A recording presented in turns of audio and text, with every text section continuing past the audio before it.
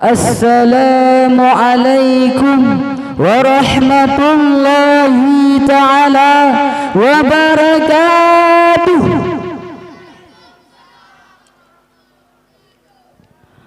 Hamdan syukran lillah, alhamdulillah, alhamdulillahi rabbil alamin, alhamdulillahi ala ni'matil iman, alhamdulillahi ala ni'matil islam, alhamdulillahi ala ni'matil hijrah, alhamdulillahi ala ni'matil hidayah, alhamdulillahi ala ni'matin taubah, alhamdulillahi ala ni'matil ukhuwah.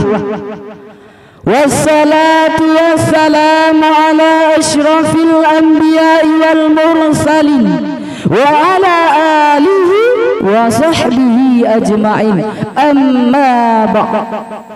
Buat langkah yang pertama, tiada kata yang paling indah selain memuja dan memuji kehadiran Sang Khalid alam semesta, ialah Allah Subhanahu wa taala yang pada saat ini masih mencurahkan berbagai macam nikmat-nikmat karunia-Nya.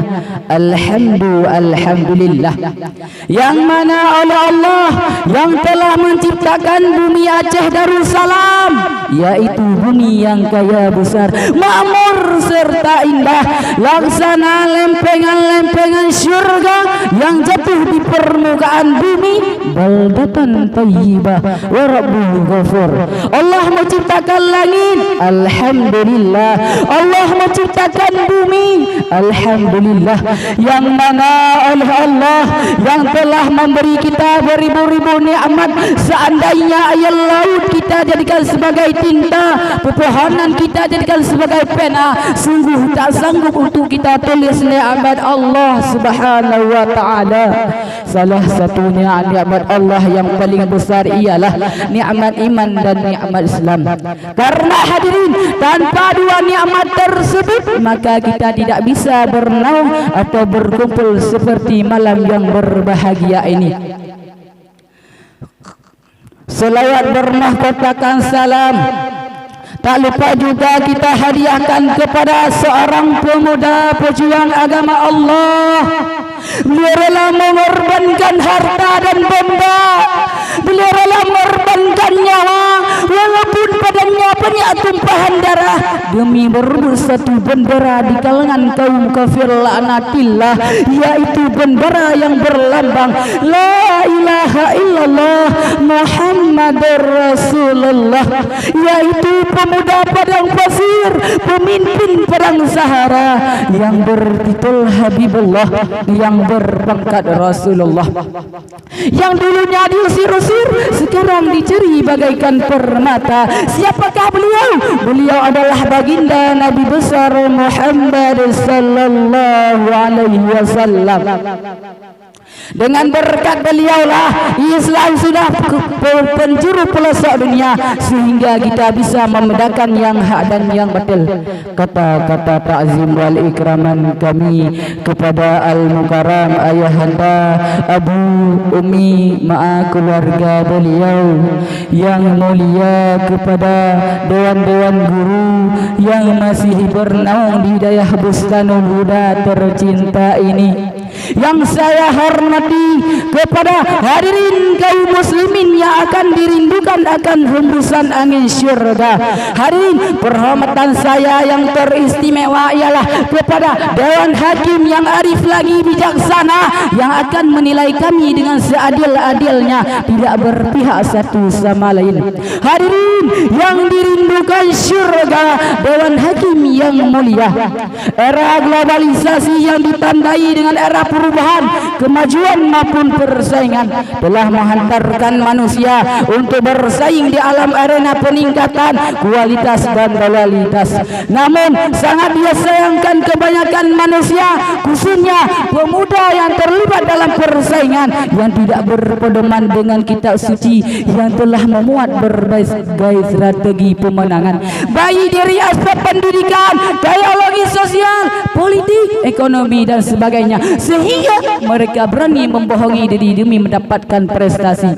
Dan hal yang serupa juga sering terjadi di kalangan pelajar yang berani membohongi diri demi meraih prestasi di sekolah, baik dengan cara menyontek, memanipulasikan data, bahkan menyuap temannya untuk mendapatkan segudang jawaban. Padahal hadirin, tanpa disadari mereka berada dalam kekalahan yang nyata karena tidak tahu arti penting ilmu pengetahuan bagi mereka, sehingga mereka bermalas-malasan dalam belajar. Hadirin, man arada dunya fa alaihi bil ilmi wa man arada al akhirah fa alaihi bil ilmi wa man arada huma fa alaihi bil ilmi.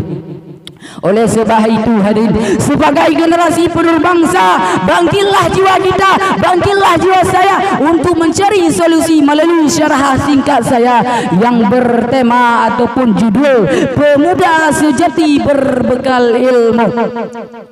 Hadirin yang dirindukan syurga Dewan Hakim yang mulia, ilmu mempunyai peranan penting dalam perjalanan hidup ini. Karena dengan ilmu yang dimiliki seseorang akan mampu membedakan yang hak dan yang batil. Dengan ilmu seseorang akan lebih mantap dalam menjalankan ibadah kepada Allah Subhanahu wa taala karena tahu dasarnya dan tujuan sebenarnya. Namun sebaliknya, jika seseorang buta akan ilmu pengetahuan agama, maka segala yang dikerjakan tidak akan tahu dasar dan tujuan sebenarnya. Agar hal semacam ini hadirin tidak sampai menimpa pada diri orang Islam, maka kita harus menyadari bahawa setiap orang Islam mempunyai kewajiban untuk menuntut ilmu. Berkaitan dengan hal tersebut, Nabi sallallahu alaihi wasallam bersabda, "Talabul ilma faridatan ala kulli muslimin wal muslimat." Mencari ilmu wajib bagi setiap orang Islam, laki-laki dan perempuan. Mencari ilmu haruslah mendapatkan prioritas pada setiap pribadi muslim, karena orang yang berilmu dia tahu jalannya akan ditempuh. Orang yang mendapatkan bahagia hidup di dunia haruslah mempunyai ilmu. Begitu juga orang yang mendapatkan bahagia hidup di dunia dan akhirat haruslah mempunyai ilmu pula hadirin. Oleh karena itu, janganlah merasa bosan untuk menuntut ilmu, dan di mana saja kita berada tetap harus kita cari, sekalipun di negeri Cina. Nabi sallallahu alaihi wasallam bersabda, "Utlubul ilma walau bisin." Carilah ilmu walaupun di negeri Cina. Hadirin kaum muslimin rahimakumullah, Dewan Hakim yang akan dirindukan akan hembusan angin syurga Allah. Ajaran Islam dalam menuntut ilmu sesuai dengan program yang dikembangkan sekarang tentang kewajiban belajar, yaitu long live education. Maksudnya menuntut ilmu seumur hidup, tetapi dalam Islam seseorang menuntut ilmu haruslah diiringi dengan iman dan takwa. Sebab hadirin, dengan ilmu pengetahuan saja seseorang akan menjadi bebas hingga membuat dia sesat. Namun apabila ilmu pengetahuan yang diiringi dengan iman dan takwa, insya-Allah akan bermanfaat bagi dirinya, keluarganya maupun masyarakat di sekitar. Subhanallah hadirin. Masyarul muslimin rahimakumullah, tidaklah tepat jika seseorang menuntut ilmu hanya untuk mencari ijazah yang buntut-buntutnya hanya untuk mencari pekerjaan, untuk persyaratan melamar menduduki kursi empuk, untuk menjadi pegawai negeri, untuk mencari titel apapun, gelar apapun dan kehormatan apapun, agar manusia segan sehingga mengakibatkan banyak orang-orang yang sudah mempunyai ilmu tikus. Apa itu ilmu tikus? Ilmu tikus yakni ilmu yang menggerogoti hak orang lain, hak fakir miskin, bahkan hak rakyat pun menjadi korbannya. Nauzubillah summa nauzubillahi min zalik hadirin. Oleh karena demikian, maka kewajiban kita adalah mencetak pola pikir kita agar menjadi orang yang berpengetahuan luas, yang dilandasi dengan iman dan takwa, yang siap menghadapi tantangan zaman, arus globalisasi serta perkembangan teknologi yang semakin canggih. Kita sebagai penerus bangsa, kita harus menjadi anak bangsa yang berkualitas dalam segala hal dan harus memiliki cita-cita yang tinggi demi masa depan kita yang cerah nanti. Karena masa depan bangsa ada di tangan kita, hadirin.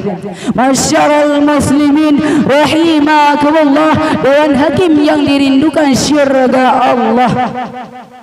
Ingat hadirin dan bayangkan hadirin dan renungkan hadirin, masa muda merupakan masa yang penuh dengan harapan, penuh dengan cita-cita, penuh dengan romantika kehidupan yang sangat indah. Keindahan masa muda yang dihiasi dengan butuh fisik masih kuat, berjalan masih cepat, pendengaran masih akurat, pikiran masih cermat, kulit wajah indah mengkilat, hadirin. Oleh karena itu, pantas bila para pemuda dan para remaja terus bersaing untuk menjadi yang terbaik, karena masa muda itulah masa untuk menggapai cita-citanya. Kita tidak boleh berbalas-balasan dalam belajar. Sebagai penerus bangsa pula, sudah sewajarnya bagi kita untuk mempunyai semangat juang yang tinggi demi kemajuan bangsa, karena masa depan bangsa ada di tangan kita, hadirin. Ada 10 hal hadirin yang tersia-siakan, ialah orang yang berilmu yang tidak pernah disebut-sebut namanya, ilmu yang tidak pernah diamalkan, pendapat benar yang tidak diterima, senjata yang tidak digunakan, mushaf yang tidak pernah dibaca, kendaraan yang tidak pernah dikendarai, serta benda yang tidak pernah dinafkahkan, ilmu zuhud dalam dada orang menghendak dunia, dan umur panjang yang tidak dimiliki untuk menghimpun menuju akhirat, hadirin. Fakir qabla an tazim, hadirin. Pikirlah sebelum bertindak, hadirin. Oleh sebab itu, hadirin, langkah apakah yang harus kita lakukan dalam rangka membangun generasi bangsa sejati yang berbekal ilmu, dan siapakah yang berperan di dalamnya?